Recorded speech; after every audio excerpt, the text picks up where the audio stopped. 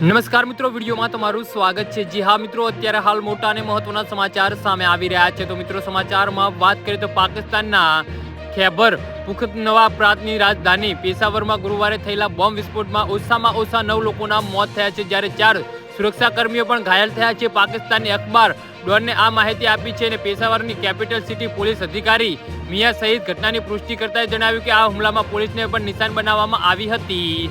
જી હા મિત્રો, અત્યારે હાલ મોટા અને મહત્વના સમાચાર સામે આવી રહ્યા છે। તેમણે કહ્યું કે પ્રારંભિક તપાસમાં જાણવા મળ્યું છે કે વિસ્ફોટક સામગ્રી પોલીસ મોબાઈલના માર્ગ પર મૂકવામાં આવી હતી અને ઘાયલોને નજીકની હોસ્પિટલમાં દાખલ કરવામાં આવ્યા છે, જ્યાં કેટલાકની હાલત ગંભીર જણાવવામાં આવી રહી છે। પોલીસ અને સુરક્ષા દળોએ વિસ્તારને ઘેરી લીધો છે અને તપાસ શરૂ કરી દીધી છે। જી હા મિત્રો, આ વિસ્ફોટ એવા સમયે થયો હતો જ્યારે પેશાવર અને તેની આસપાસના વિસ્તારોમાં છેલ્લા કેટલાક મહિનાઓમાં આતંકી પ્રવૃત્તિઓનો વધારો થયો છે। તો છેલ્લા કેટલાય વર્ષોમાં શહેર અને અનેક મોટા હુમલાઓનું સાક્ષી બન્યું છે। તો વિસ્ફોટ પછી તરત જ મોટી સંખ્યામાં સુરક્ષા દળો ઘટના સ્થળે પહોંચી ગયા અને આ વિસ્તારને ઘેરાબંધી કરી દીધી। સિનિયર સુપરિન્ટેન્ડન્ટ ઓફ પોલીસ મુસ્તુદ બગસે જણાવ્યું હતું કે પોલીસ ઘટના સ્થળે તપાસ કરી રહી છે।